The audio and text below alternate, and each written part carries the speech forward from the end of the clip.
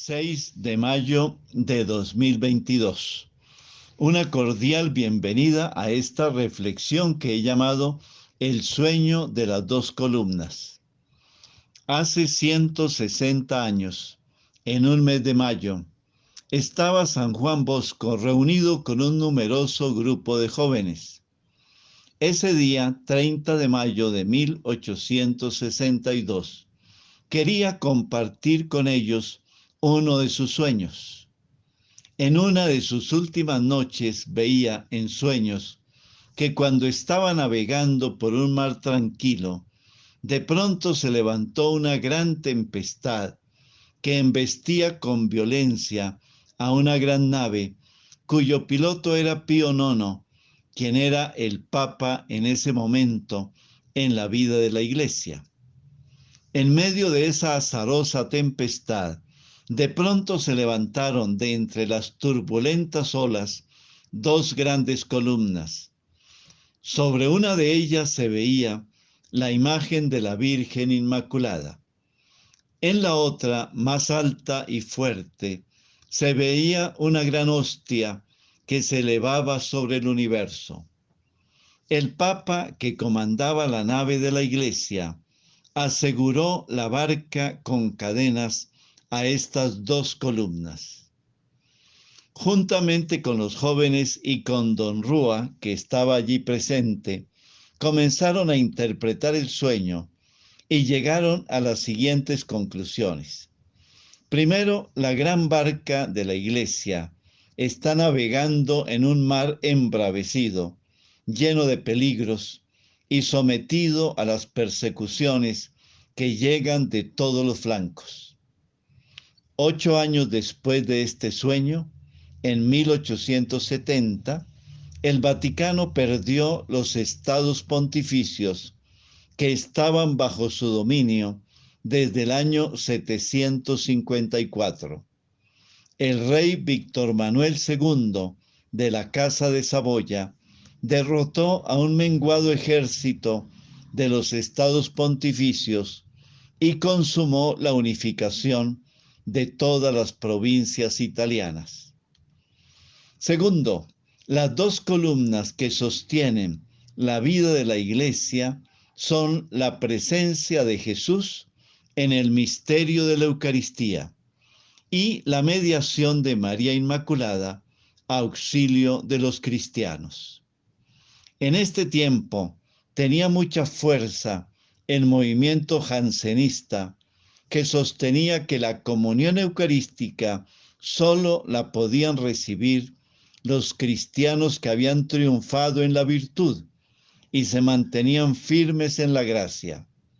Por eso, en los territorios donde los jansenistas tenían mucha influencia, la mayor parte de los fieles católicos no se acercaban a recibir la Sagrada Comunión, con excepción de aquellos que se creían victoriosos en la virtud y en la gracia. El Papa Pío IX estimuló, por el contrario, a los católicos para que se acercaran con mayor frecuencia tanto al sacramento de la penitencia como a la comunión con el pan eucarístico. El Papa les recordaba el Evangelio que la Iglesia nos presenta hoy, tomado de Juan capítulo 6, versículos 52 a 59. El que come mi carne y bebe mi sangre tiene vida eterna, y yo lo resucitaré el último día. Mi carne es verdadera comida, y mi sangre es verdadera bebida. El que come mi carne y bebe mi sangre, permanece en mí y yo en él. Este es el pan que ha bajado del cielo.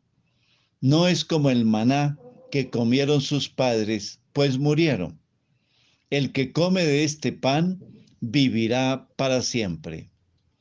Con esta actitud del Papa, rápidamente se vio el aumento de los fieles en la participación de la Eucaristía. Muchos católicos se acercaron a la confesión y a la comunión eucarística, incluidos los niños y niñas que con gran fervor se preparaban y se acercaban a los sacramentos de iniciación cristiana. Este papa también motivó a los fieles para que adoraran la Eucaristía, incluso fuera de la celebración de la misa. Promovió la exposición del Santísimo y la práctica de la adoración perpetua. Es mucho lo que le debemos al Papa Pío IX en la vivencia de la Eucaristía, en la vida y en la misión de la Iglesia. Era tanto su amor a la Eucaristía que incluso en los días de su enfermedad no dejó un solo momento sin celebrar la Santa Misa.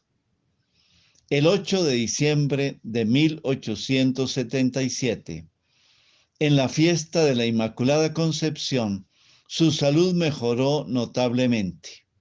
Pudo volver a caminar y a celebrar la Eucaristía de pie. En esta fiesta celebró el 75 aniversario de su primera comunión. La otra columna era la presencia vigorosa de María en la vida de la Iglesia.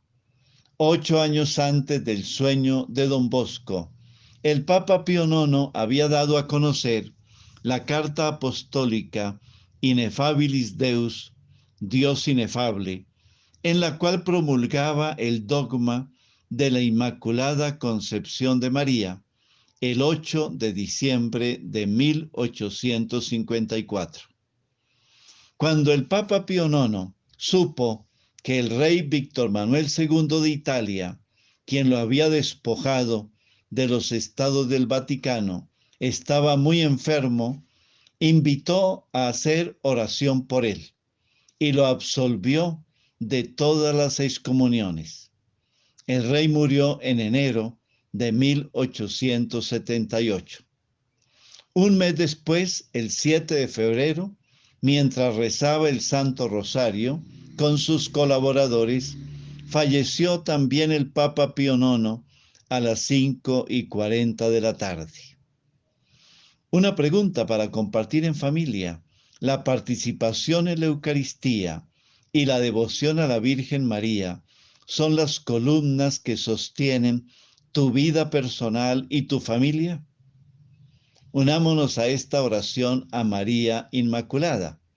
El 8 de diciembre de 2004, en el 150 aniversario del dogma, el Papa Juan Pablo II rezaba así: Virgen Inmaculada, una vez más estamos aquí para honrarte, al pie de esta columna, desde la cual tú velas con amor sobre Roma y sobre el mundo entero, desde que hace 150 años el Beato Pío IX proclamó como verdad de la fe católica tu preservación de toda mancha de pecado, en previsión de la muerte y resurrección de tu Hijo Jesucristo. Amén.